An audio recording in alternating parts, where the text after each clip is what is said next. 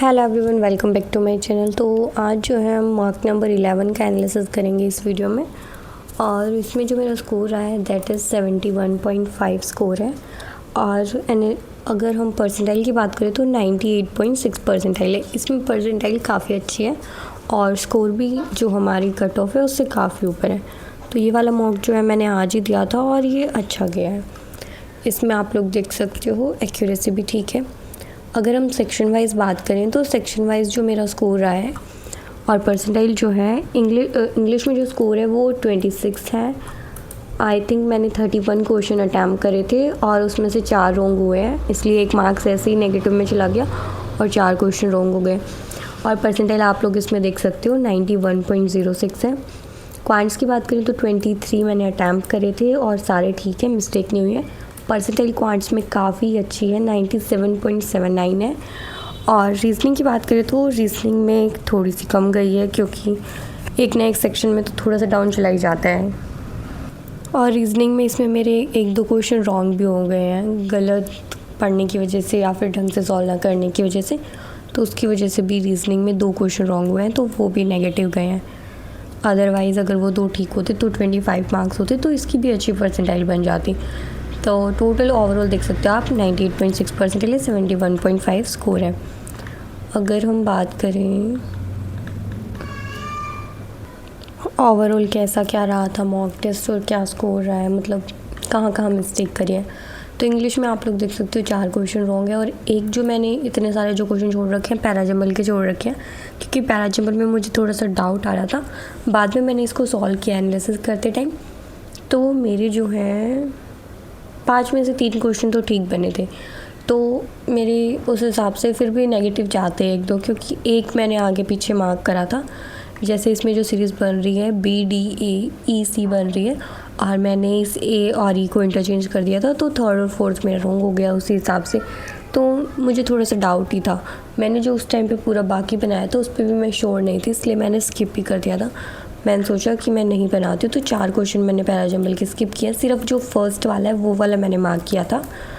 उसके अलावा बात करें तो ये स्टार्टिंग में फ्रीज़र मार्क कर रखा है, मतलब हाईलाइट कर रखा है, पूछ रखा है कि क्या गलती है क्या नहीं, उस टाइप के क्वेश्चन थे। तो ये वाले मोस्टली ठीक हुए हैं। और इसमें मुझे इस वाले क्वेश्चन में तो मुझे डाउट हो रहा था, क्योंकि मैं कंफ्यूज हो रही थी कि एमिशंस आएगा या एमिशन आएगा, लेकिन फिर जितना मैंने दिमाग लगाया उस हिसाब से ठीक हो गया है। उसके अलावा इस क्वेश्चन में जो है डिफ्यूज़, तो इसमें जो है मैंने 1 2 3 ऑल पे सेलेक्ट किया था, लेकिन इसमें सिर्फ फर्स्ट और थर्ड ठीक था। इसमें जो है डिफ्यूज़ का मतलब एक तरीके से फैलना ही होता है, तो मुझे लगा कि यहाँ पे diplomatic team manage to diffuse बढ़ावा नहीं देगी, ऑब्वियसली जो भी क्राइसिस वगैरह हो रही है उसको कम करने की कोशिश करेगी डिप्लोमेटिक टीम। तो मैंने उस टाइम पे इस सेंटेंस को समझने में थोड़ी सी गलती कर दी, इसलिए रॉन्ग हुआ है, अदरवाइज़ नहीं होता।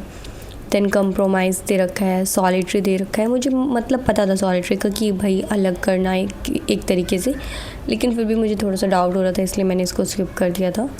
फिर कॉलम बेस्ड आज सारे ठीक हुए हैं। कॉलम बेस्ड में कई बार मिस्टेक हो जाती है। उसके बाद RC है, RC भी ठीक हुआ है। एक ये वाला क्वेश्चन रॉन्ग हुआ है RC का, फिलिंग द ब्लैंक्स वाला। इसमें मुझे थोड़ा सा डाउट हो रहा था, मुझे लग रहा था सिस्टमेटिक आएगा। फिर पहले तो मैंने सिस्टमेटिक ही मार्क किया था, लेकिन फिर मुझे लगा नहीं सिस्टमेटिक नहीं, लॉजिस्टिक आना चाहिए। तो फिर बाद में मैंने गलत मार्क कर दिया। ऐसा तो मेरे साथ बहुत बार होता है, पहले मैं सही मार्क करती हूँ फिर उसको हटा कर रॉन्ग वाला मार्क कर देती हूँ, उसमें ज़्यादा दुख होता है। उसके अलावा बात करें तो फिर डबल फिलर्स आ जाते हैं हमारे। डबल फिलर्स भी हो गए थे ईज़िली। उसके बाद फिर एरर डिटेक्शंस है। एरर डिटेक्शन इसमें कोई एरर नहीं था, इसमें मैंने D वाला मार्क किया था।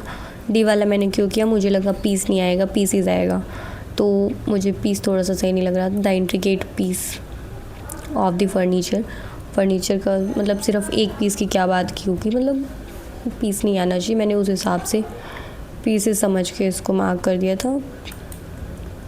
तो उसके बाद क्लोज टेस्ट आ जाता है। क्लोज टेस्ट में एक ये रॉन्ग हुआ है, बाकी के सारे ठीक हैं। फिर लास्ट में ये इतने बड़े बड़े सेंटेंस दे रखे थे और इसमें हमें अरेंजमेंट करवा रहे थे, तो 2 तो मैंने किए थे, 53 सेकंड लगाए, 58 सेकंड लगाए, बट इतना ज़्यादा टाइम मैं इन पे लगाती, 10 सेकंड इधर लगा के फिर मैंने इसको छोड़ दिया था। आगे वाले मैंने सॉल्व नहीं किए क्योंकि बहुत तो इसलिए मैंने इनको स्किप ही कर दिया था, क्योंकि बहुत ज़्यादा टाइम टेकिंग हो रहे थे। और इतने ज़्यादा जैसे आप लोग देखोगे ना, तो स्टार्टिंग में तो जैसे थोड़ा सा आइडिया मिल जा रहा था, फर्स्ट सेंटेंस सबका सेम, जैसे इसमें सब में बी है, इसमें सब में सी है, तो वो फर्स्ट आइडेंटिफाई करना नहीं था, उस हिसाब से मैं आइडिया लगाना था। लेकिन बाद में जैसे जैसे ना अलग अलग हो रहे थे, फर्स्ट सेंटेंस भी अलग अलग दे रखा था, तो थोड़ा सा ज़्यादा टाइम टेकिंग मुझे लगा, ये इसलिए मैंने इसको स्किप करके मैंने आरसी किया। और that was a good decision, क्योंकि आरसी के मेरे सारे क्वेश्चन ठीक हुए और आरसी का लेवल सही आ रखा था, बहुत ज़्यादा लेंथी आरसी नहीं थी, देख सकते हो आप लोग, छोटी ही आरसी थी और इसके क्वेश्चन भी डुएबल थे। तो मैंने उस टाइम पे सही डिसीज़न लिया, मैं बस यही बोलूँगी, अदरवाइज़ इसमें काफ़ी लो स्कोर जाता।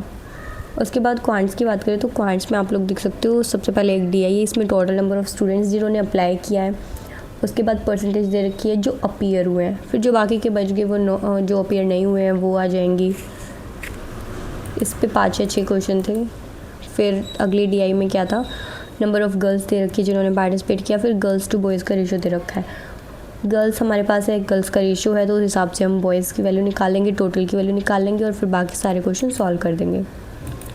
उसके बाद बात करें तो एक ये हमारी दे रखी है कैसलेट। कैसलेट में क्या था, 3 सब्जेक्ट है, इंग्लिश, रीजनिंग और क्वांट्स, उस हिसाब से इनको देखना था। टोटल स्टूडेंट बता रखे थे 1500 है, रीजनिंग किसको पसंद है किसको नहीं है, रीजनिंग मैथ्स किसको, मैथ्स इंग्लिश, उस हिसाब से जो है काफ़ी डाटा गिवन था और फिर उस हिसाब से हमें सॉल्व करना था, इजीली हो गया था। इस पे 3 ही क्वेश्चन थे। फिर हमारे अर्थमेटिक के क्वेश्चन आ जाते हैं जो कि मैंने सॉल्व किए थे, लेकिन लास्ट में किए थे। पहले मैंने वैसे मिसलेनियस ढूंढे थे, सबसे पहले तो मैंने तीनों डीआई करी थी, उसके बाद मिसलेनियस मैंने फाइंड आउट किए थे। मिसलेनियस के 3 ही क्वेश्चन थे, ये वाले रॉन्ग नंबर सीरीज़ के, इनको किया मैंने। फिर बाकी की जितना टाइम बचा हुआ था उसमें मैंने अर्थमेटिक की थी। उसके बाद रीजनिंग की बात करें तो ये मैंने मार्क फॉर रिव्यू करके छोड़ दिए थे, ये छोटे छोटे क्वेश्चन, ये लास्ट में टाइम जिस हिसाब से बचा होता है, पजल करने का टाइम है या फिर ये क्वेश्चन करने का, उस हिसाब से करती हूँ मैं। इसमें जो है गलती क्या हुई थी, इसमें 3 ये वाले वर्ड्स थे हमारे पास, तो लैब्स मैंने बना लिया था और स्लैब मुझे उस टाइम पे ध्यान नहीं आया, तो मैंने क्या है इधर से लेफ़्ट हैंड से थर्ड पूछा था, फर्स्ट सेकंड थर्ड मैंने मार्क करके बी आंसर कर दिया था, तो ये मिस्टेक हुई थी। उसके अलावा फिर नेक्स्ट क्वेश्चन में इन्होंने बोल रखा है ऑड नंबर वाले पे कुछ ऐड करना है, इवन वाले जो पोजीशन पे है उनमें कुछ सब्ट्रैक्ट करना है, फिर जो भी रिपीट नहीं कर रहे हैं उस तरीके से इन्होंने कुछ करवाया था, क्या बोल रखा है, सम पूछा है जो भी नॉन रिपीटेड डिजिट्स है उनकी, ठीक है। फिर इनइक्वलिटी के कुछ क्वेश्चन आ जाते हैं। उसके बाद फिर सर्टेन नंबर ऑफ़ पर्सन वाली सिटिंग अरेंजमेंट और पजल है। इसमें क्या है, ये वाली मैंने की ही नहीं थी, मैंने बाद में बनाई थी, इसमें 26 पर्सन आ रहे थे, मैंने बाद में जब इसको सॉल्व किया।